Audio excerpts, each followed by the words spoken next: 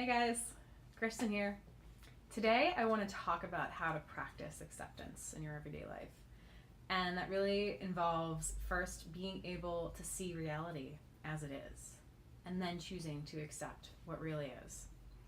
So, what's so hard about acceptance is that we have all these stories and narratives and lenses and perspectives and experiences coloring the way that we see things and the emotions that we experience and the thoughts that we think as a result of the way that we see things.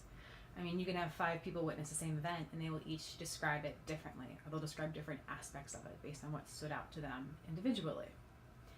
All right, so there are a couple ways I've used to help tease out what is my perception of an issue versus what are the facts, what's the reality of an issue. So one way to do that, and you'll notice I do this a lot, is just checking in with myself. So whenever I have a situation and I'm feeling really stuck in it, I'm feeling, very intensely emotional about it, I want to find out if I can respond to this same situation in a different way, if I saw it a different way.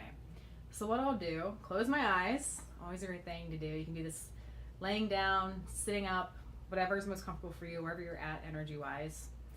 And just check in. Say to yourself, all right, what are the emotions I'm feeling about this? And they'll come up and they'll be very vivid to you typically. And you can ask yourself, why am I feeling this way about this situation? Or more specifically, what is it about this situation that is leading me to feel this way? And asking questions like this get your mind thinking in a different way. It gets you out of the train tracks of your normal focus on things and opens up possibilities. So I found it to be a really powerful exploratory exercise to ask myself, what about this situation makes me feel this way? And you just sit with whatever thoughts or feelings come up for you. All right? And you can keep repeating this, peeling back the layers of why you feel things or what part of each situation causes different emotions in you. It can be a really, really deep, intensely personal journey to get to know yourself a little bit better. If you sit down and did this for 10 or 15 minutes straight, you learn a lot about yourself. So you keep doing this until you feel like you've gotten to the core aspects of the situation that feel like reality to you. And then you can sit and ponder those, and you can see if there's another way to look at this same situation, or see if there's a way that someone else might see this same situation differently than you did. Okay, and that leads me to point 2. Another great way to kind of help figure out what are the facts of a situation is to go talk to someone else about this. Call up someone in your support network and talk them through what you're going through, and kind of tell them the situation that you've been in and see their reaction to it. And then if their reaction is pretty different than yours, which sometimes it really might be, you guys can sit down together and kind of figure out why you're reacting so differently to the same situation, and that can help you hone in on some of the core truths in the situation versus what's your perception of it. And what's really powerful is that once you've honed in on the core facts and you're able to accept the core realities at play in this situation, then you get to choose how you react to that situation. Once you've uncovered the truths, you've also uncovered what is your perception and reaction to the issue. And you can ask yourself, is my perception and reaction to this circumstance serving me? Or is it draining me emotionally and physically? I get some pushback sometimes on this point, because people say, well, I'm just the way I am, and I just react to things because of the way I am and because of the person that I am. And I want to challenge that. I really want to encourage you to explore the idea that maybe you can react different ways by choice. That maybe even though your initial reaction to a situation was anger and hurt, if you're able to see it from another perspective, that you can actually choose to move forward with emotions of empathy and understanding, and that the anger and the hurt can actually dissipate when you choose to live in the empathy and the understanding of a situation, and that it opens you up to moving forward and to acting in other ways that you haven't before.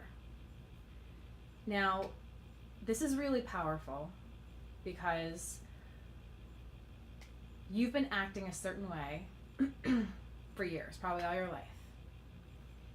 And those actions, they didn't directly cause it, but in some way they probably contributed to developing the health issues that you have, or they've helped keep you ill longer than you could have been otherwise.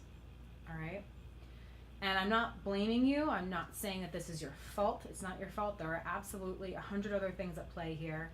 However, even in healthy people, our emotions, which are driven by our perceptions of the world, influence how we feel on a daily basis. Okay? And because our energy is so low, that small changes in our energy feel really big. It's really profound to us, okay? We have so little energy that when you just add a little bit on top, it's very noticeable.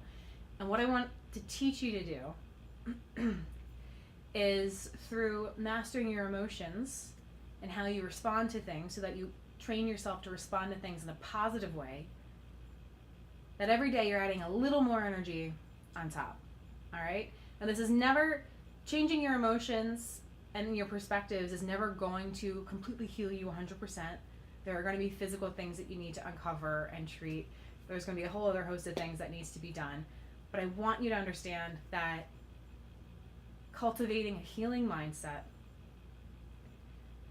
will help you get closer to your health goals faster.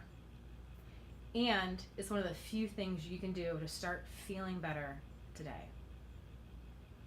All right, so mindset and acceptance and how to choose, how to move forward with emotions. Big topic. There's a lot more to cover here over the coming months. So if you guys found this interesting or helpful, I hope that you really stick around and subscribe to my YouTube channel so I can share a lot more information with you guys. And thanks for watching. Bye.